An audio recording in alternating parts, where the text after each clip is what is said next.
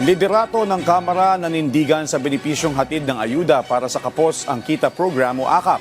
Ito ay sa gitna ng hindi pagkakaunawaan ng dalawang kapulungan ng Kongreso sa usapin ng alokasyon nito ng pondo. Si Mela Lesmora sa sentro ng balita live. Mela.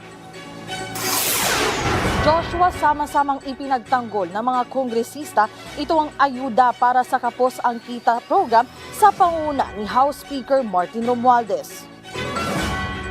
Nanindigan ang liderato ng Kamara na ipaglalaban nila para maibalik sa 2025 General Appropriations Bill ang higit 39 billion pesos na pondo para sa ayuda para sa Kapos ang Kita Program o AKAP. Inalis kasi ito ng Senado sa sarili nilang bersyon ng panukalang pondo, bagay na hindi nagustuhan ng mga kongresista. Ayon kay House Speaker Martin Romualdez, mas mainam kung pakikinggan ng Senado ang boses ng taong bayan ukol dito para malaman nila kung gaano kahalaga ang AKAP. Iba naman daw kasi ang AKAP sa Assistance to Individuals in Crisis Situation o AICS. Bagamat pareho itong programa ng DSWD, ang AKAP ay nakatuon sa pagtulong sa mga low-income at minimum wage earners. Nadidinig po natin yung ibang mga sa Senado ay hindi yata nakakaintindi yata kasi hindi yata sila bumababa masyado eh. Kaya sasabihin ko na sa ating mga kaibigan sa Senado, umikot na lang muna kayo at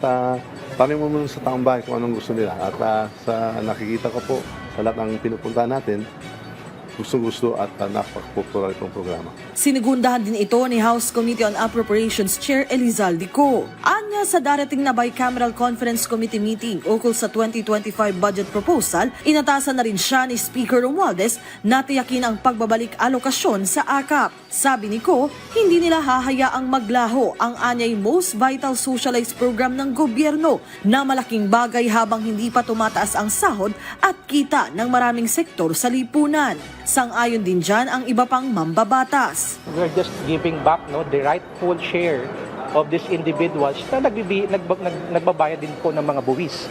So sa ganitong programa, naibibigay natin o naibabalik natin sa kanila yung buwis na mga binibigay nila na nagiging parte po ng pondo ng bayan. So I guess if we will criticize in the sense that we should improve the program, not to totally abolish the program. This was an idea of Secretary Gatchalian and I think it's been a smashing success so far. Marami pong natulungan ng AKAP ngayon and kung tatapyasan or if outright tatanggalin po ito, I think malaking blow po ito sa social amelioration program ng national government po.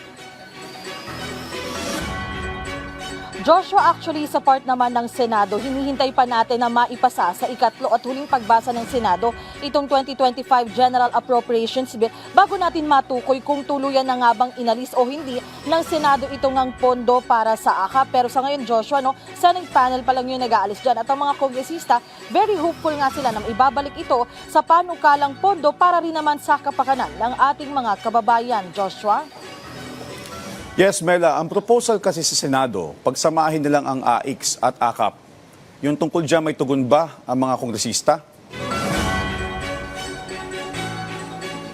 Joshua, generally kasi ito namang mga AICS, AKAP, itong iba't ibang social amelioration program ng pamahalaan, ayan, talagang ang goal nito ay matulungan yung mga kababayan nating nangangailangan. Pero sa panig ng mga kongresista, specifically, itong AKAP kasi ay talagang para sa targeted beneficiaries na usually ay hindi nabibigyan ng ayuda. Ito nga yung mga nawala ng trabaho o maghahanap ng trabaho o mga kababayan nating manggagawa na hindi sapat yung kita. Kaya nga sinasabi nila, itong programang ito ay napakahalaga para lahat ng sektor ng lipunan ay talagang katulad nga nitong sektor na ito na may mababa ang kita, talaga nga mabigyan din ng tulong ng pamahalaan. Kasi Joshua, ang sinasabi nga ng ating mga mambabatas, ito ay galing din naman sa buwis na talaga nga ambag din ng ating mga manggagawa para sa pondo ng pamahalaan. Kaya ngayon, Joshua, inaabangan nga natin kung ano yung mapagkakasunduan sa Bicameral Conference Committee ukol nga sa isyong ito. Joshua?